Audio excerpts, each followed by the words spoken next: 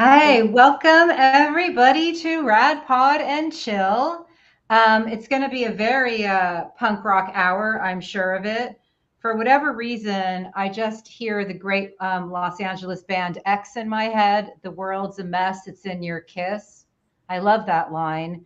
It's like, yeah, the world's a mess, but we do the best we can to still, look after each other.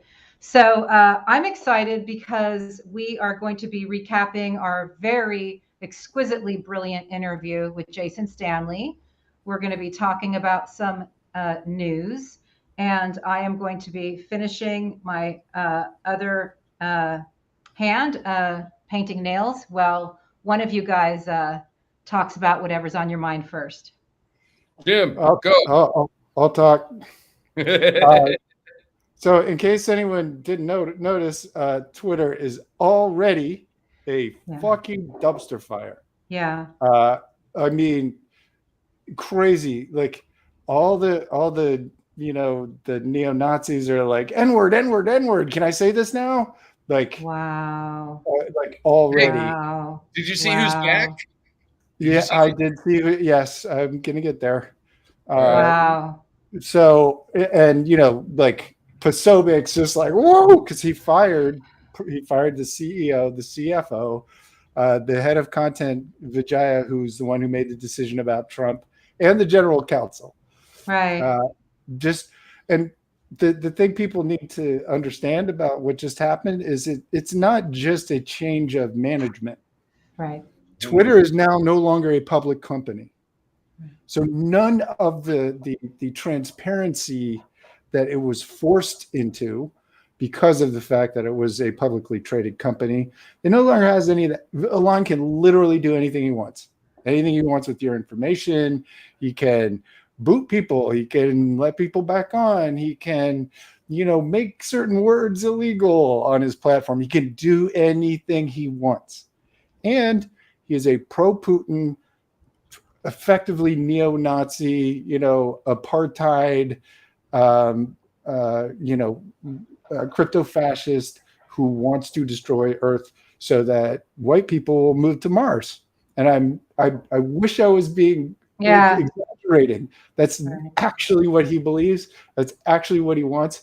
And it is fucking amazing to me that in the United States of America, we allowed a worthless, actually not that smart, a guy who's just a cult of personality, who was helped, by the way, as my friend Dave Troy figured out, by Dana fucking Rohrabacher.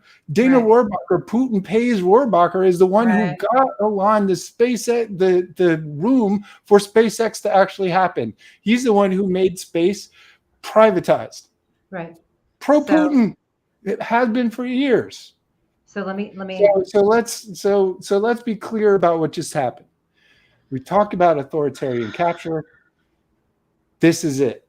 Right. We just had a pro-Putin neo-Nazi with $250 billion take over the town square and go there right now. It's unbelievable. It's a fucking Nazi party. And it's going to get worse. It's something that you've been predicting for a long time. The moment that this whole noise came up a few months back when he was saying he was going to buy it, the moment that happened, it became a vitriolic, disgusting free-for-all for a few weeks, where all of a sudden, all the things that lurk in the dark web became mainstreamed.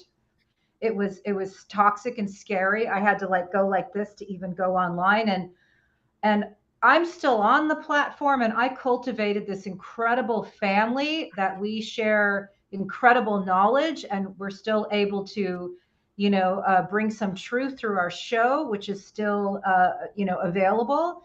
And I remember thinking then, and then you confirmed it, Jim, that the number of followers are akin to the number of people in America. So this was a purchase of a country in a virtual universe. And the country is now led by clearly a Putin asset. And how America allowed a clear and present danger, a foreign asset, a foreign mafia state asset, to purchase something the size of America in the virtual space is utterly terrifying. And when Jason Stanley on episode 46 talked about fascist groupings and how it all works, what we are watching with this going down is exactly that fascist grouping, bringing in the business elite and bringing in the church, those who believe in sort of the extremist elements of the religious right. And of course, we've been writing about this for years now. So, while not surprising, it still is terrifying. Can I call it Twitter Chan now? Well, then that would no, because that makes light of what really happened. I mean, yes, it's funny. I called it 16 Chan. 16 Chan. There you go. Yeah. I wonder how many mass shooters are going to come out of this one. Well, God, that is, well, I don't know. I mean, maybe it'll go the way of MySpace and Putin will have, had a really lousy investment. Elon will never be as cool as Tom was. No, it's going to turn into MySpace is Facebook. It hasn't already. By the way, I'll let you finish this thought. No. My turn. Me first. I'm going to yell at you the whole time. No, I'm going to dump out with you guys. This is my time. Here's my question. Meta has spent $15 billion on the metaverse. That is, I don't know how many times the budget of Skyrim. What the hell is Zuckerberg spending all this money on? I was going to get there because more than a nation. I've been doing VR for 25 years. It's dumb. You're correct. It is their strategy is straight out of like 80s video games. It's dumb. No one is going to fucking walk around in 3D worlds for any in the near future. The hardware is not capable of it yet. It makes most people sick. They don't want to be in it. You have to wear a goddamn toilet seat on your head. And I told them in 2013 when they started this shit, I was like, really? You're going to use the same because they just stole the VR headsets from Lawnmower Man. Literally the same design, and they just brought it into 2014 and then started selling it to investors. And it's just no different. Their approach has been all wrong. That has nothing to do with why they're going to fail. $15 billion is nothing to Facebook if it's making money, but it's not making money because Peter Thiel is no longer on the board of directors, no longer interested in Facebook's success, and took away all of the perks that you get for being Peter Thiel's bitch. So look at Rumble. Rumble had 1 million total users, a year and a half ago.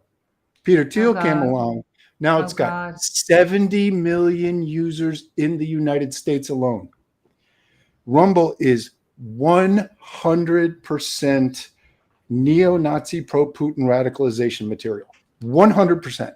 All of it. Well, now I have to ask you. Let this go. Now I have to ask you, how soon before Twitter is just another Rumble or Telegram? Tomorrow. Yeah, it Okay. already started. What? It's that I mean, serious, huh? like, just I got it. Just a slight point of pride, and actually, HiFi is the one who showed this to me. There's an account called E that was around for a very long time. QAnon pro Assange account, Okay, it's and back. it was connected to both Jason Sullivan and Ezra Cohen-Watnick. Ezra. And I called that shit out and managed to get it suspended 7 7 times times. That was awesome. after Jason Sullivan or after Ezra Cohen-Watnick got announced as head of intelligence for the Pentagon. I was like, what? And before it hit the news. well, the account knew, so there were reasons why I knew that this account was the real thing, and got it nuked 7 times. And a couple hours later, Q came back on and was like, "Oh, I'm so mad at you. Nothing can stop what is coming." And it did a couple of tweets or whatever, a couple of posts. That was because we nuked E 7 times in a row over 48 hours, and it got finally frustrated. And the last account name was Ezra Never Quits. It was literally the last account name, but it did quit. And anyway, it's back to tonight because it doesn't give a shit, and I'm not on there to get rid of it. It's gonna start its same free Assange, QAnon, like bullshit. It's got thousands of people on Telegram already following it. It's a full cult. So people watch our show because we bring them the clarity and the truth that is underneath all the headlines of shit. And we brought them Professor Jason Stanley last week. And I have been feasting off that interview all week. And I've been listening to it over and over again. I'm going to transcribe it, try to pull something together for Byline Times, because we have some clues on what we could be doing right now. One of them is solidarity from the left, where everybody who is in a circular firing squad over who's democratic enough, who's not democratic enough, who's moderate, who's not this, who's not that. They don't realize, I think the purity test, they may be immature, they may be getting paid, they may be ops, they may be whatever, but they're not going to like fascism either. So the solidarity cry was very loud for me. Get your shit together. As Will Rogers, said, I'm not a member of any organized political party. I'm a Democrat. We've got 12 days for Democrats to show up in numbers to outvote the vulgarians on the extreme right. And that was another clue that Jason gave us, which was that part of what is the appeal of those who are lurching toward fascism are the vulgarians, the clowns, the ones who can get one over on the elite. Well, guess what? Just like with Trump, these people are just the avatars for the really insidious, backers behind them, who believe that democracy and freedom is not compatible, who believe that guardrails get in the way of capitalism, and who want all the protections that make our air clean and our world, safe, removed. And so, people can get their act together and vote and vote and make everybody else vote, because as Jason said, this might be the last election where our vote matters. And I'm just putting all that up front because I think it's critically important. In HiFi, I don't know if you have a clip to show of Jason, but I'm just going to be reciting everything I learned from him. You're muted, Boomer. Boo! Boo! You're muted. No. I texted that clip you you one. sent me is in the wrong format. I can't play it. What about the one that I have on Twitter? It basically says what I just said, so that's okay. How else could I get it to you? I can't play anything off of Twitter without audio. Okay. All right. Well, I guess we're going to work on it, though. You're going to have to listen. You're going to have to listen to us. You know what you're going to have to do, please? Because I know that those who are friends of the show are trying to keep their spirits up. They're very afraid. If you please listen to both episode 45 with David Pepper, oh my God, and episode 26 with Professor Jason Stanley, you will get enough information where you will be able to take action. Because if you're not 46. taking You said 45 20. and 45 and 46, right? Yeah, you said Okay. 26. Sorry. Just Okay. want to clarify. Yeah, that's not surprising. I haven't slept since 2016, and Totally it's understand. it's going to be a gnarly 12 days. It's going to be a gnarly 12 days, but you know what's great about the next 12 days is when you're going to war with the team that you got, and it's like, I'm going to war with you guys, and I'm grateful to you and the community that I'm working in of good people who are all coming together to try to like protect their community and make it better. I'm just honored. Ugh, can't even talk about it. Oh, it's going to be a gnarly 12 days, but here we go. Well, it is going to be a gnarly 12 days, but it's the days after that it's going to be the gnarliest. Like if you recall how, I think this time there will be significantly more violence than there was in 2020. Mostly they didn't do violence because there was the Republicans who were at the polls, right? Because the Democrats all did their before. This time they're sending, just the America Project is sending 30,000,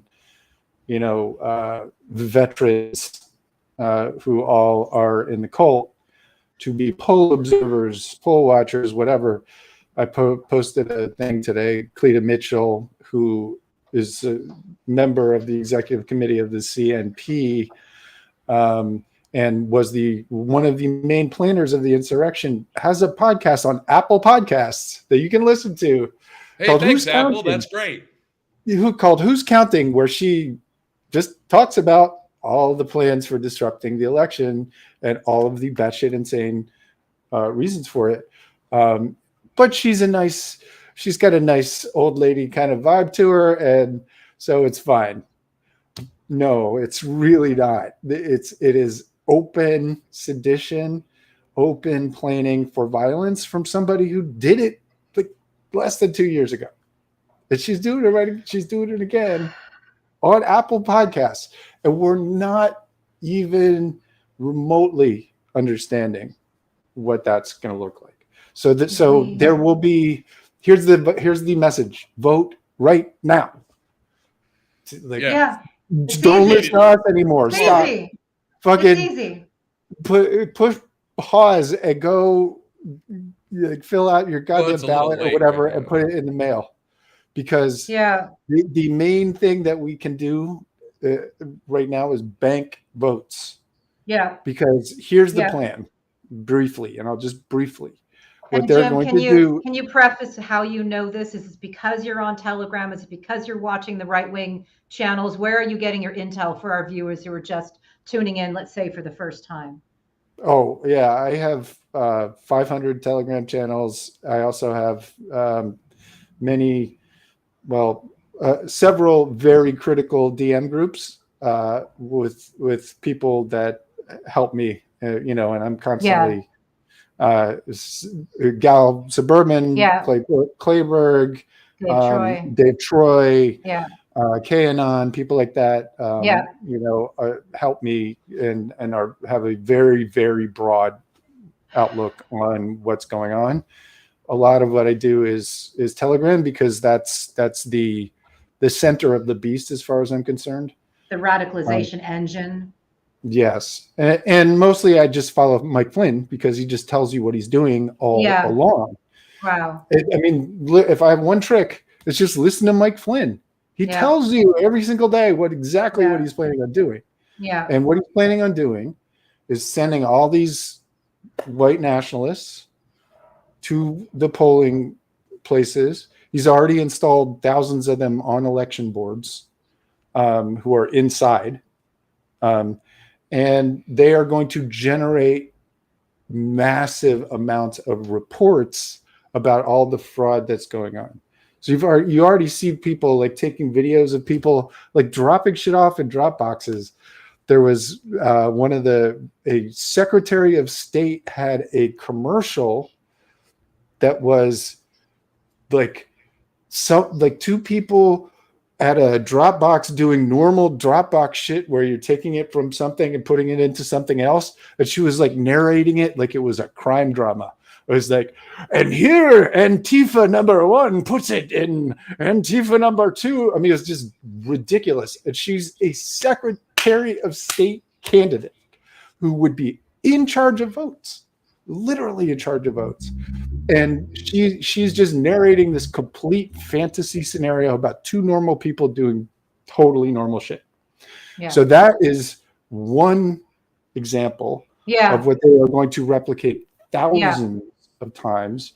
They're going to take that content, they're going to chop it up, they're going to create lawsuits, they're going to create all kinds of bullshit propaganda about politicians, they're going to target election workers, they're going to do all kinds of stuff with this big network of watchers who are just going to create lots and lots of propaganda. So that's why I say that while I think it will be rough on election day, I think the most dangerous part is just like last time, they were told it was stolen. And no matter what happens here, they're going to do the same thing. They're going to say it was stolen, and they're going to want to push their people towards war. Unless we see some arrests, and we are still a country of laws. That's not going to happen. What you're describing, Jim, even if it's right after, what you're describing is exactly what Ruby and her daughter Shea. Do you remember Lady Ruby and Shea out of Georgia? You know, poll workers, election workers. Oh yeah. Who literally like had to, go into like witness protection or something because they were Rudy Giuliani's up there calling them a liar. There's fake video where she's handing her like her favorite piece of candy or, video alleging some crime. She was giving somebody a fucking Altoid. That's right. So it was a box of Altoids, and they played it over and over and tormented this black woman and her family. I mean, it was absolutely disgusting. So we've seen this playbook. We've already seen it. We already know it's fake and it's fraudulent. Now we know that people are under undue influence because it was either Jason Stanley or David Pepper who said many of these people don't even know that they're being used toward a nefarious end because they believe that they are, enacting some sort of a, vigilante justice of some sort. So I think it's very important to know that we are dealing with people who are under undue influence when they actually believe they've been radicalized to believe that, election workers such as, Lady Ruby and Shea were, doing something nefarious when in fact they were just doing their jobs. They're doing their job. They're passing Altoids. And they said, here's where she passes the USB drive. It was like, she was like, no, it was a fucking Altoid, you idiot. But that didn't matter. That doesn't matter in Telegram. I'm in there all the time. And what they did last time was they set up these giant audit rooms, these vast, I mean, it was crazy, like 50,000 people in these giant chat rooms watching live streams of people like looking for bamboo shards in ballots and shit. I mean, it was just crazy. And remember, that was practice. They were making it up as they went along. And this time, not at all. They are very, very well organized, starting with America's Project, True the Vote, lots of these like nasty sort of cryptic organizations that what they're doing underneath is building vast databases of information and putting systems in place to subvert every facet of democracy and stuff. What are we going to do? What are we going to do? We are going to vote? hang on for our fucking lives, right? Okay. We are going to vote, vote, vote. Get your goddamn family. Everybody, just do it now, though, please. And Yeah, if quick. you are happen to be somebody who is able to both take care of yourself physically and is emotionally able to handle potential confrontation, be a goddamn poll watcher yourself. If you're especially if you are in a a challenging swing district, or much less a right wing one, don't obviously non-violent. We are not them. We do not cause violence. But if having people on the other side there, I think different from what it was on January 6th, when I was one of the first people to scream as loud as I possibly could not to go. That's right. This time I am not saying that, because these are local situations now. These are this is your family, this is your neighbors, this is your friends, these are people in your community, and it is your right to protect it. I did not think it was a good idea for people to travel to a city to go fight Nazis who wanted them there. I don't think they want you there, which is why you should. You notice that the poll watchers, the ballot box watchers in Arizona some of them have withdrawn since they were recently sued. There was a lawsuit filed, and they slunk away with their tails between their legs. So if there are some lawyers out there looking to do a little democracy protection pro bono, get your sue on. Great point. Great point, HiFi. So even in Southern California,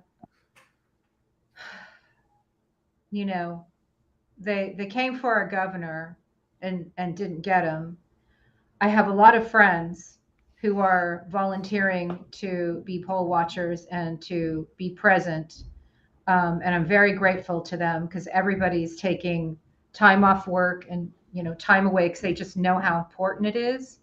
But I think that there is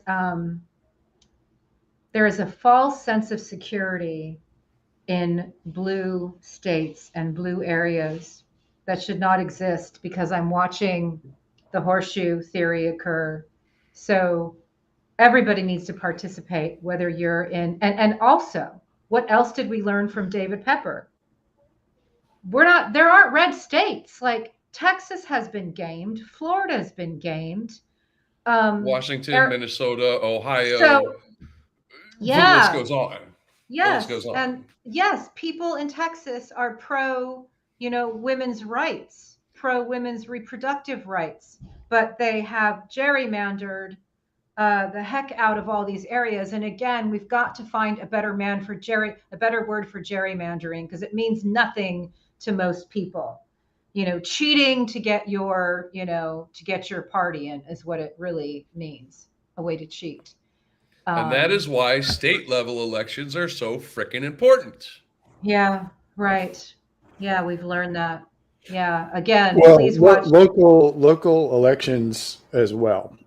All of it. As a reminder, the greatest trader in American history has a slogan, and the slogan is "Local action has a national impact," which is actually just, if you think about it, the definition of terrorism. What they're trying to do is create trauma and terror in people at a local level, which then translates to America. As an example, the motherfuckers who sat there in front of the Dropbox with AR-15s, as in Arizona, you know that story? They sat there in a pickup truck with their fucking AR-15s videotaping people. That's local action has a national impact, because that local action got replayed all over Twitter, all over with hardly any context, right? It's just like, oh, the Nazis are coming to, watch your boxes, and that has the potential, if you don't communicate it in the right way, of discouraging people from going, which is the point. Here The is local what action is hasn't got to like so that. beautiful. Here is what is so beautiful. You can watch the numbers in your own communities.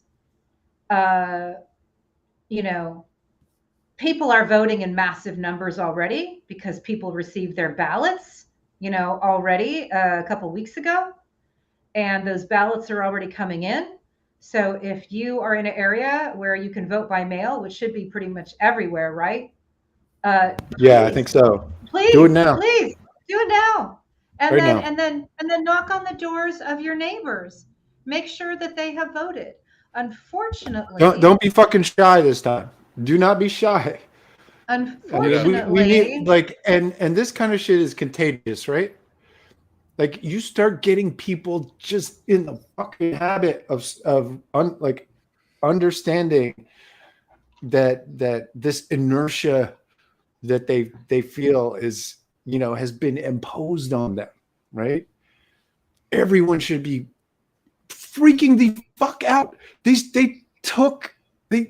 canceled Roe after 53 fucking years, and there's barely any talk of it. You got these assholes Well, on that's the left going, intentional. don't talk about abortion, talk about the economy. Fuck you, dude. Half the people in our goddamn country had their constitutional rights taken away from them. Fuck that. Why That aren't is we? intentional. That is I Yeah. understand it's intentional, HiFi. I understand information that. warfare tactic. Make sure everyone knows that. Yeah. Remind them. well, actually, it's a fascist tactic because what did we learn from Jason Stanley? When you can take away the rights in one fell swoop of half the population in a country. Right. And that's what happened. Right. And all the leftists out there complaining that women are want to talk about Roe. Fuck you. I'm sorry. I'm not. I know you don't want me to cuss so much. Oh, only because you're so brilliant. That makes me really mad, Yeah, because I understand. I can you As understand. well it should. imagine? Because the people saying that are dudes.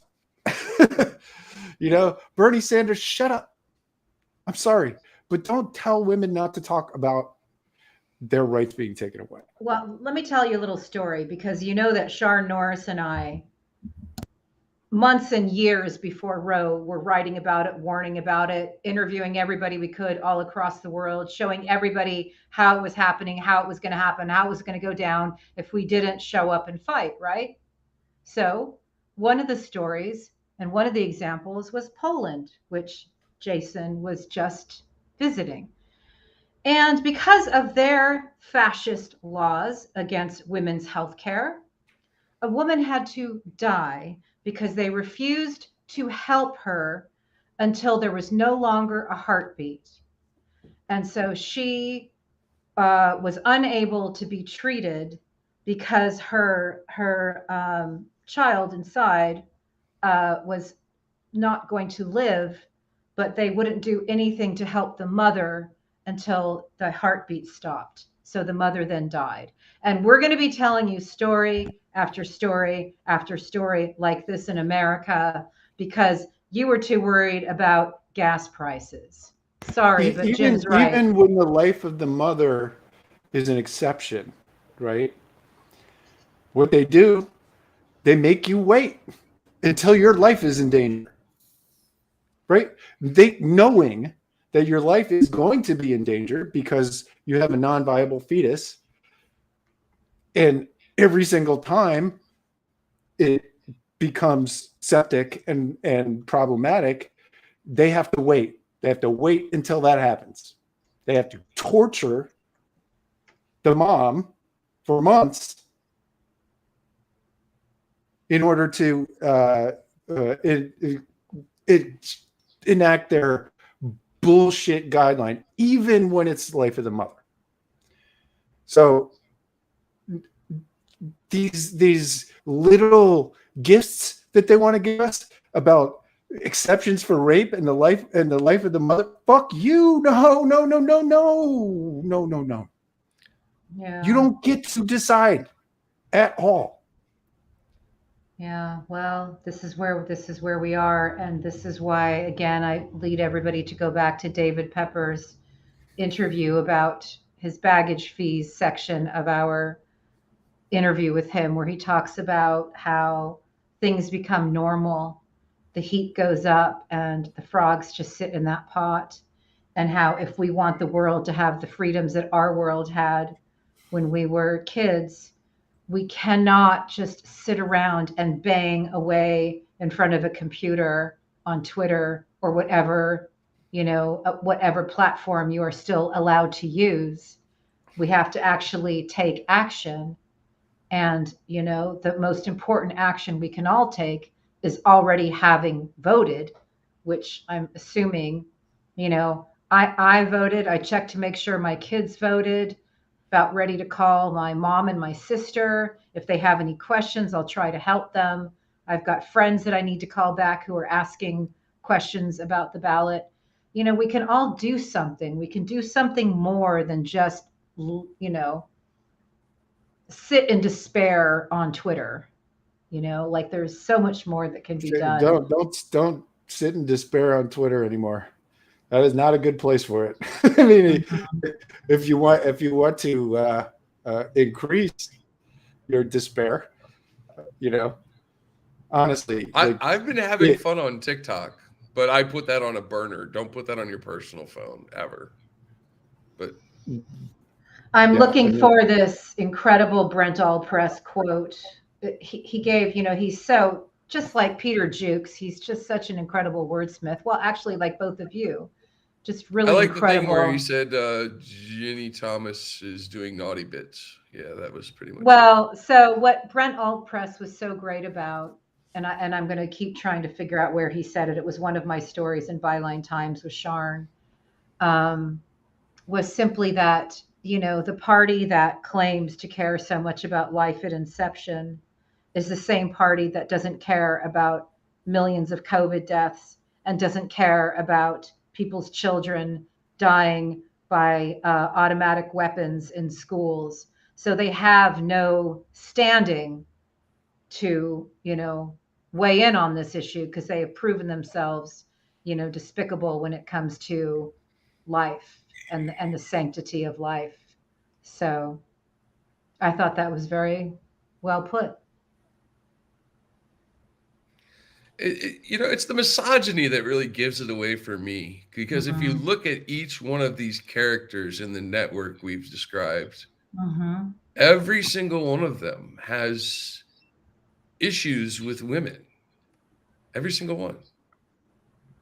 Like, I can't think of one of them that doesn't. I mean, I don't know. You could argue Mike Flynn has. I mean, he got married at like 14 or some shit. Or he didn't get married at 14. He got married to the woman he started dating at 14, according to him. Except for his Russian honeypot and whatnot. Yeah, that was the blonde. Called him General. What was her name? General Misha. After she showed him erotic old KGB material from like 100 years ago. Oh my God! Let's not be sordid, please. So it's not being sordid. I said erotic. It's true. She honeypotted him like for real with erotic material from the KGB. And he really fell for that? Like he was that? He did. Big time. Oh yeah. Really? She was working with the Maltese guy. How did Mifsud. this guy work She was working with Mifsud, who's the Maltese guy who was at Cambridge. So wait a second. Mifsud? Mifsud, just said Mifsud. So wait a second. Mifsud, who was in the candlestick, who had the candlestick in the library with Papadopoulos? That was one of my jokes. Boy. So wait a second. But did Mifsud go missing?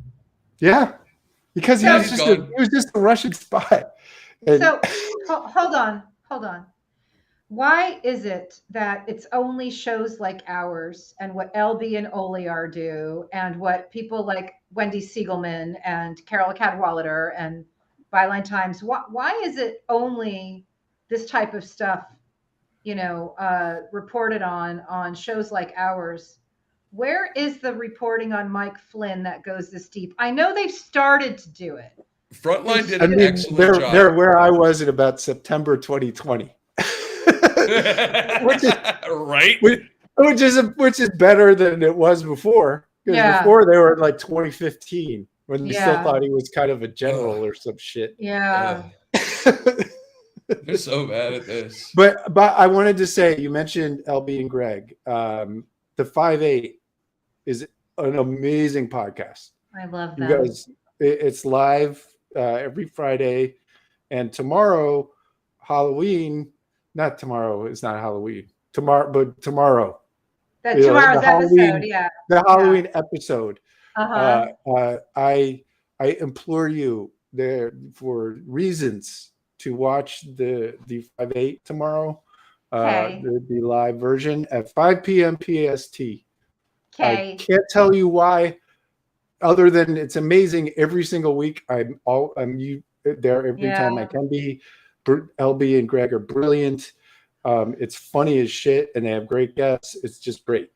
But tomorrow is a special thing. And you know what's amazing? What's amazing is that really what LB and Greg are just brilliant writers. So they're great raconteurs.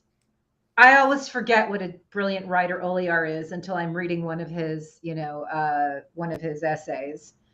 I mean, also brilliant analysts. Like there are very, very few people on Earth who can kind of suck in the kind of networks that we talk about and process them for people and as you say, in pretty words. And man, I mean, they lay it out every week.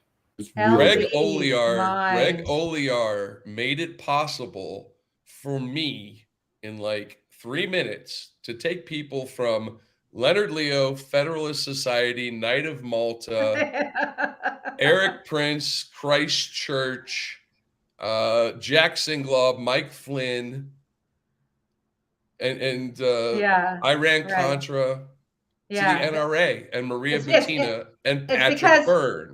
It's because he read my Dave Troy story of March of 2021, LOL, where Dave Troy and I mapped it all out.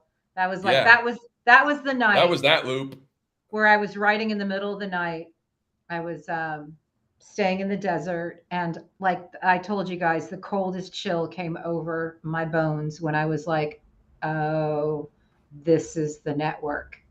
This is the network." That's what it is. It's the network. That's the article. It's called The Network. It was literally like, oh, and it was great because the day I interviewed Dave, he had just put it all together. He had just figured out the World Family of Congress connection and how it all fit. And man, again, it started with the CMP. There were not a lot of people talking about the CMP. I mean, Ann Nelson notwithstanding, and that's a big ass notwithstanding.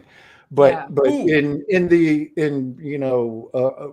kind of Twitterverse, Dave was really, as far as I could tell, one of the first people to really dig hard into it. There were lots of other people who were digging as well, me and Gal and lots of other people. But they've really, really dug into it and did some brilliant threads that cracked a lot of shit open. And I was in the DM groups when he was figuring it out, and I remember one day he was like, "Holy shit!" It was really that's right. That's right. I forgot that I became friends with him but like about a couple months before I became friends with you. That's right. I do actually like reflecting on all of this because, we have stories to tell too. We try to impart a lot of information, and we try to be helpful in this time of crises and these dark days that are upon us. But we've also made some incredible friends and allies along the way. And because of the way the world is connected, these are global friendships. We have just incredible. We got Sweeney. Just incredible. Incredible. I know a lot of countries covered: Estonia, Italy, Ukraine, Yeah, we interviewed people in Norway. Czechoslovakia, Canada. I'm working on Finland Ireland. right now. Just FYI. Finland would be cool. I Finland. like Finland. I Well, put an Easter egg in a video because I had the seal of Finland up on my laptop, and I made Yeah. sure it reflected in my glasses as I was making the video. So yeah, Clever. it's fun. Well, the It's reason fun to play I'm games. The prime minister is brilliant. I have. Do you have that clip? She is amazing, and yeah. Do I have that clip? That's an excellent question. She is what the fascists fear. A Yeah, young, beautiful, brilliant, gutsy woman. And for those who didn't see episode 45, we strategically ended it with a clip from her talking about Putin's war of annihilation and what she recommends. And if you can find it, it's better than me retelling it. But also, if you haven't seen episode 46, I do advise you not only to watch all of our news in the front section, but Jason Stanley's interview, incredible. And then we end with a beautiful Toni Morrison speech about the importance of the writers and the poets and the investigative, journalists and the bloggers. And what a danger they present to those trying to, stop democracies, which, is what we're experiencing. That's true. Is I suck at naming files and I can't find it. That's okay. I put myself through listening to hour and a half of Vladimir Putin today. I started to. It's important to listen. Because he was at a conference. He was supposed to be. He was like an hour and a half late because he always is. Because that's what the big macho man has to do. Well, it's also stealing. He's a thief, so he steals people's time, as Sweeney was explaining. Yeah, exactly. Yeah, and so it's a power move, right? But he rambled hours. And the thing I took away from it was that he's no longer hiding the fact that Alexander Dugin is the guy who's just literally programming Vladimir Putin. Straight Duginism, huh? Straight up programming him. Like Putin is he's all about the multipolar world. If you know anything about Dugin, like that's his main theme. And I may have heard Putin say it a couple times before, but not like this. This was all about the Western elites. He said, they all want you to think that democracy is the only system of government. I was like, it was full on attack at all the things, saying, basically, I am at war with liberal democracy. And not liberal like libtard liberal, like liberal meaning free and fair elections, right? Like he's got some other version of democracy that he likes in Russia, in which he gets 98% of all the votes. That's his version of democracy. He doesn't like our version where people actually theoretically get the vote. He would not be in power if Russia had democracy. Of course. So it was a remarkable display of him just letting the guard down. And one of the things that he said was that the elites in America are starting to come around to my side. God. He said it over and over again. Like I was like, oh, he's talking about Elon, literally talking about Elon, who he spoke to twice, according to Ian Bremmer. So it is a bizarre world right now. It really is, and I don't know. I really have no fucking idea what the next few months are going to bring. But I'm really glad, Jim, it's going to be crazy. Yeah, go ahead, HiFi. I can tell. I'm going to make a couple predictions here. We're going HiFi's prognostications. Oh Lord. Yeah. HiFi's predictions. All Come right. on, Jim, do it. It's fun. No, I'm not doing that. And Jim's like, what the hell is going That is on? not. That is not my thing. The online world will warp so drastically that it will drive people away en masse. Okay. It will become Like so that. toxic and To so where? much of a cesspool. That's a good question. To where? To That where? is the Where's problem. the next congregation spot, isn't it? Because 'Cause most of it is owned by the enemy. Because you got this Well, what- random shit. You got this random shit out there that people are like starting to catch Twitter users What in. if you start writing letters? What if you start writing letters again? You know. Nah. But No, chat groups and email lists are an excellent idea. Yeah, I would suggest mean- those. Everything, the private life is dead, and the DNA, the digital DNA. Hey, you guys is remember everywhere. Usenet? Remember how great Usenet used to be?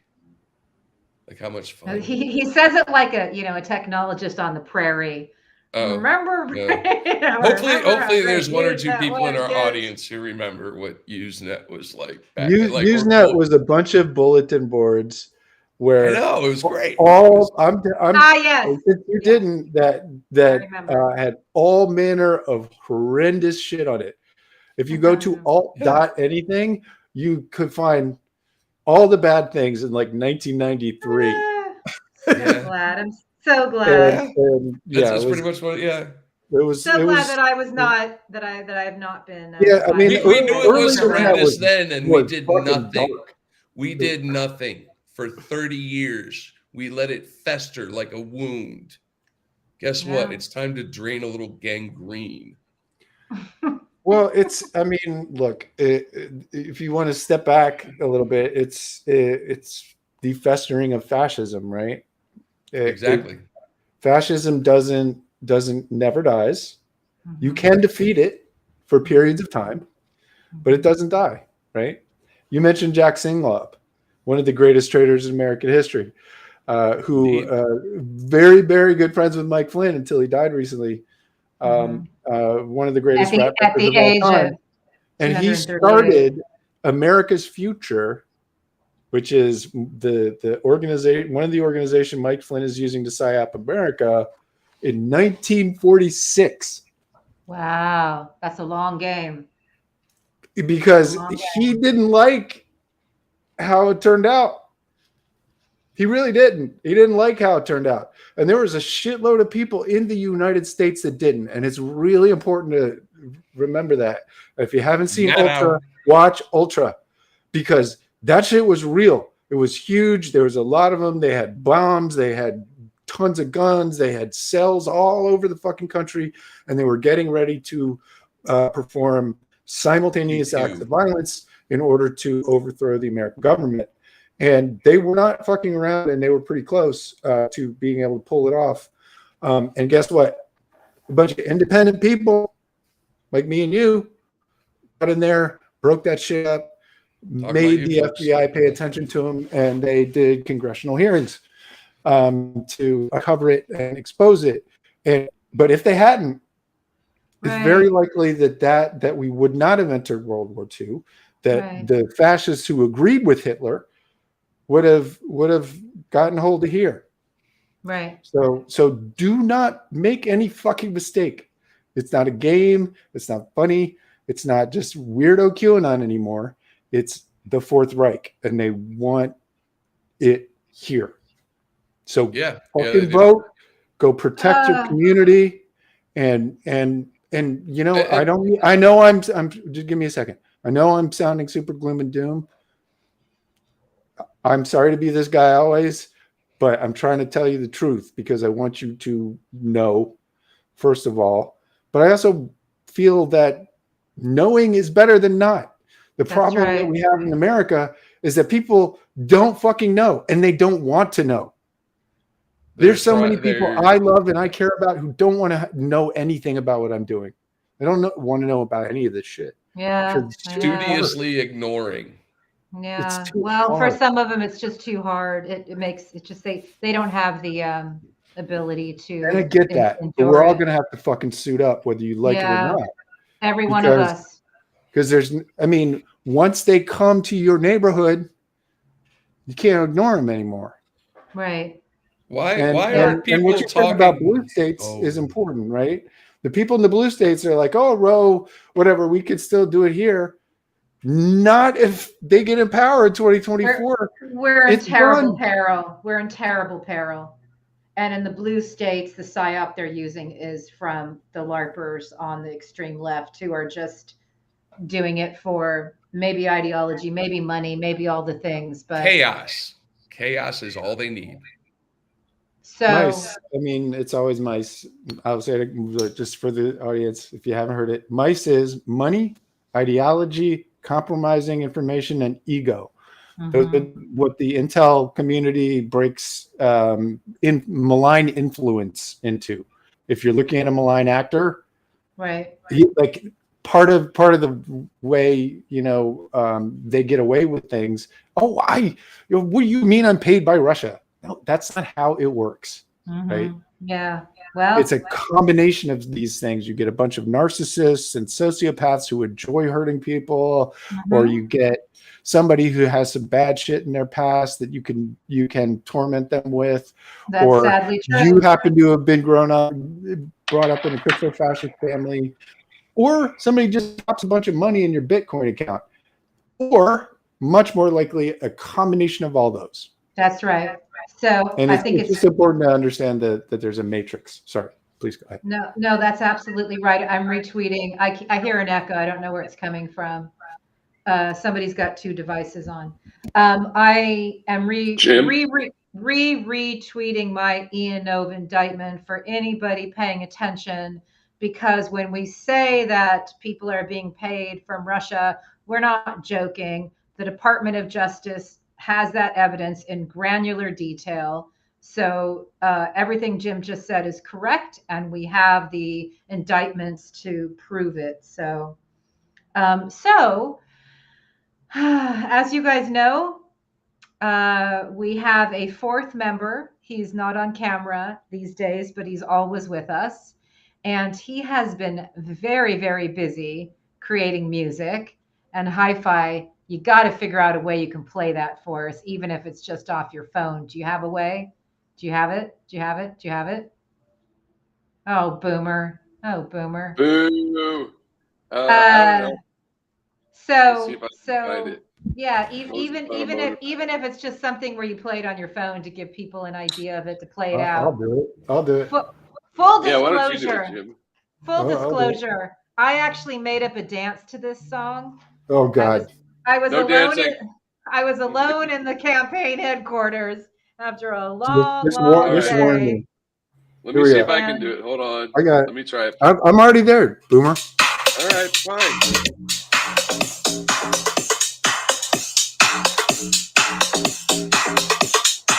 this is a Moses on a Motorbike original, the world debut. We must be ready for a new danger, the atomic bomb. No matter where we live, the city or the country, we must be ready all the time. It's such a big explosion, it can smash into This is 1950s duck and cover. Yeah. If you duck and cover, it will be much safer. When there is a flash, Can I turn it up? cover and do it fast. First, you duck, Let's see. then you cover.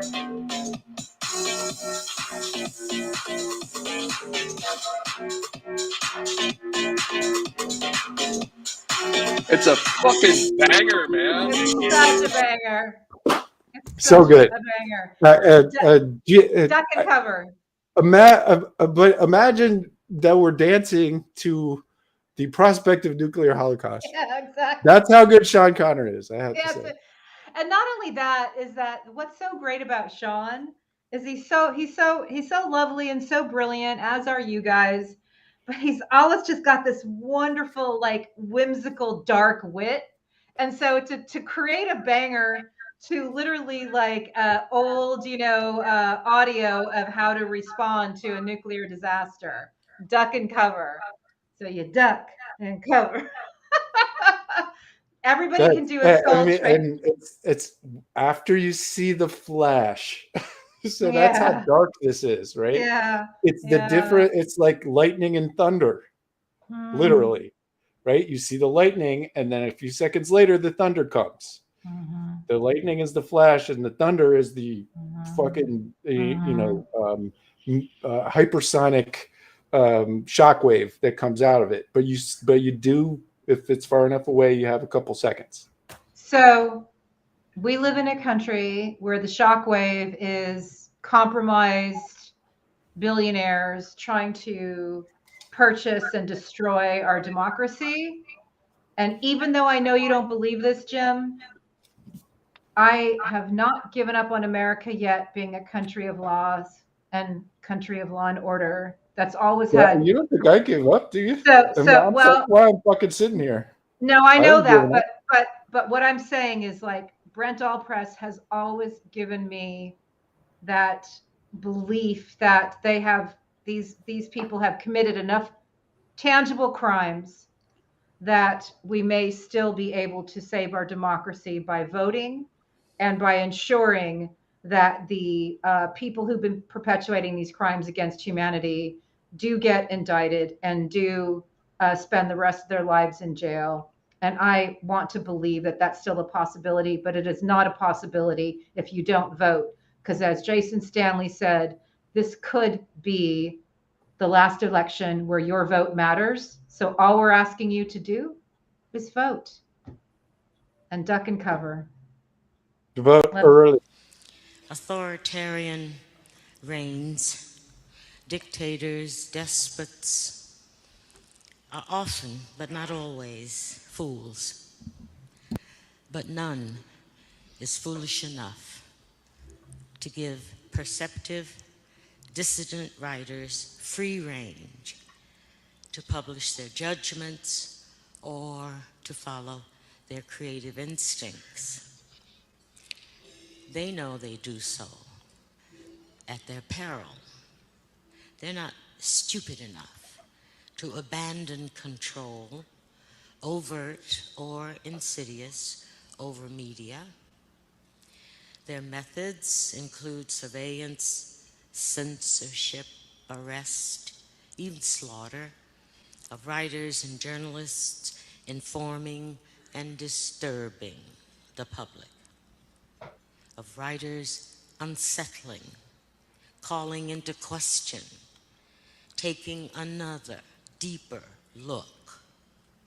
Writers, journalists, essayists, bloggers, poets, playwrights, these people disturb the social oppression that functions like coma on a population, a coma that the despots call peace. These writers staunch the blood flow of war that hawks and profiteers thrill to, and that is the peril to these regimes.